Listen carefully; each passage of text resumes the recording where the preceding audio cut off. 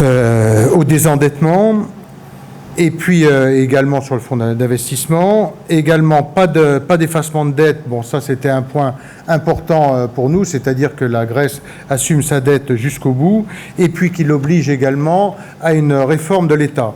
Bon, ce que l'on peut dire, c'est que les déclarations de M. Tsipras ce matin ont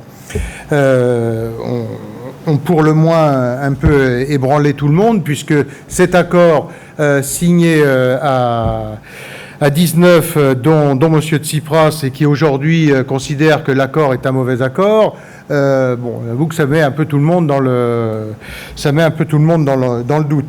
Ce qui est vraiment, enfin, l'enjeu, et on avait eu l'occasion de le dire, c'est de dire que qu'on n'aille pas sur un effacement de dette, parce qu'à ce moment-là, on est en face de contribuables français qui en aura le bol, mais il n'y a pas que les contribuables français qui en ont assez de devoir payer, de verser dans le tonneau des Danaïdes, d'où l'intérêt d'avoir des contraintes très strictes qui soient opposées, qui soient prévues dans cet accord.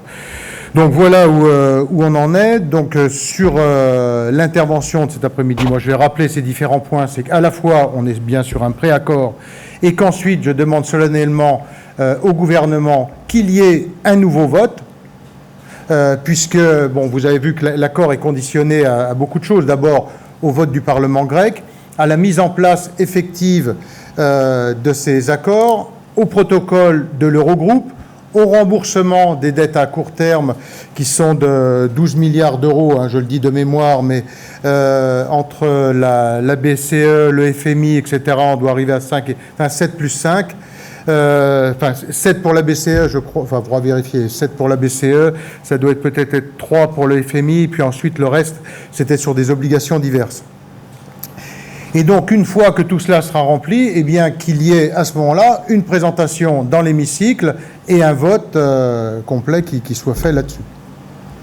On sait qu'il y a des positions divergentes. Oui, oui, et ce matin, c'est compliqué à dire, parce que j'avoue que les déclarations de Tsipras ce matin ont généré pas mal d'ambiguïté, et de dire, mais bon, après tous les engagements, un accord bouclé, signé par tout le monde, si maintenant le bénéficiaire dit que l'accord est mauvais,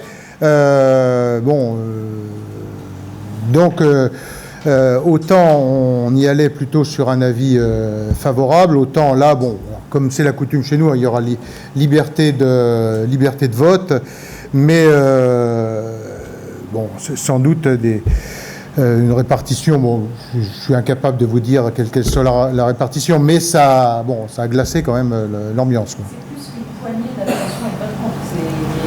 Oui, parce qu'on était sur, encore une fois, une position qui était très favorable. Mais là, je vous dis, celui qui est censé bénéficier, pour qui l'eurozone fait un effort supplémentaire, nous dit que finalement c'est un mauvais accord. Donc bon, ça n'encourage pas. Il y aura quand même une majorité de... Écoutez, on va voir. En plus, il n'y avait pas... comment ouais. Est-ce que vous demandez un étalement de la dette? Alors, l'étalement de la dette, il est prévu... mais il est prévu dans le préaccord, une fois que l'ensemble des conditions sont respectées. C'est-à-dire, vous avez je vous le dis sur la première page, que l'on met que l'accord pourra être engagé, donc les 85 milliards, lorsque l'ensemble des conditions ont été respectées. Et dans ces conditions, il y a le vote du Parlement grec sur un certain nombre de réformes, sur l'indépendance du service de statistique, sur la réforme des retraites. Enfin, je les ai laissés au bureau. Et c'est à partir de là qu'il peut y avoir un étalement. C'est ça qui est dit dans l'accord. Et c'est pour ça qu'il s'agit d'un préaccord. Et moi, je souhaite que l'on revienne ensuite sur un accord. Et d'ailleurs, un certain nombre de collègues qui sont sur une ligne d'abstention disent, mais attendons qu'ils aient rempli ces conditions avant de nous prononcer définitivement. Est-ce qu'il y a une consigne de vote? Non, jamais. Mais c'est ce que l'on fait à chaque fois. On est toujours sur une liberté de vote. C'est la tradition au groupe. C'est même dans nos statuts. Non, mais c'est pas grave. Allez-y. A priori, il y aura une majorité pour le... Non, je vous ai dit que il y avait peu de monde ce matin, donc on va bien voir, mais on est sur une position qui était favorable au départ. Moi, je voterai pour. Mais c'est vrai que les déclarations de Tsipras ce matin amènent un certain nombre de nos collègues en disant attendez, bon, nous on veut bien être pour, mais compte tenu des déclarations qu'il fait ce matin, au moment où on fait un effort et qu'il nous dit que finalement c'est un mauvais accord, ça crée effectivement le doute. Donc je ne vais pas vous faire des comptes d'apothicaire, on verra au résultat du vote. Hein. Non, mais moi je vais vous dire ce que je viens de dire là. Non, voilà, c'est ce que je viens de vous dire. Attends, il y avait Anita, attends, juste.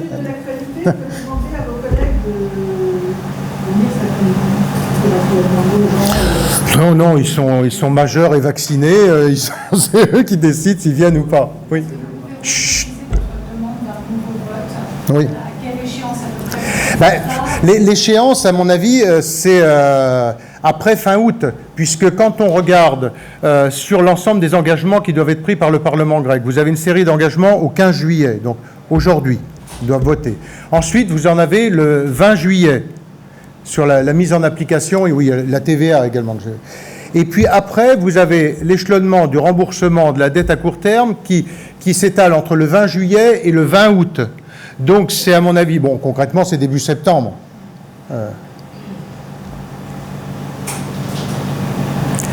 Voilà ce que je peux dire. Il y a une situation un peu confuse finalement aujourd'hui dans le gouvernement, mais est-ce que ça n'a pas été alimenté également par les changements de pied de la Juppé, de Nicolas Sarkozy, qui ont dit un peu tout et puis... Non, je crois... la ligne claire, elle a toujours été de dire que l'intérêt est que la Grèce reste dans l'Eurogroupe, mais simplement, ça ne se fait pas à n'importe quelle condition. Il y a un certain nombre de conditions qui ont été exigées par les Allemands, mais pas uniquement, par les Espagnols, par les Portugais, par tous ceux qui ont fait des efforts très importants dans leur économie pour prendre des mesures de façon à remettre leur situation budgétaire d'aplomb. Et donc, il fallait qu'il y ait ces conditions, qu'on boucle un accord. Et ça, c'est un point sur lequel on se retrouve tous, hein. Chacun avec sa sensibilité, mais globalement, c'était ça le point. Mais là, encore une fois, ce qui est assez invraisemblable, c'est celui à qui ça doit bénéficier, dit finalement, c'est un mauvais accord, donc je ne sais pas ce qui va se passer.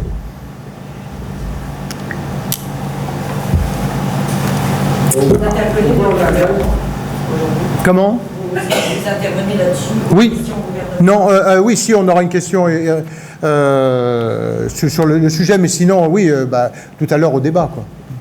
On voit en Allemagne, récemment, un débat internet, c'est-à-dire en gros, en Allemagne, ce plan est trop dur, il est insoutenable, certains politique allemand commencent à le dire, et évoque le traité de Versailles de 1919 qui disait les Allemands paieront. On a un peu le sentiment que là, on commence à dire les Grecs paieront.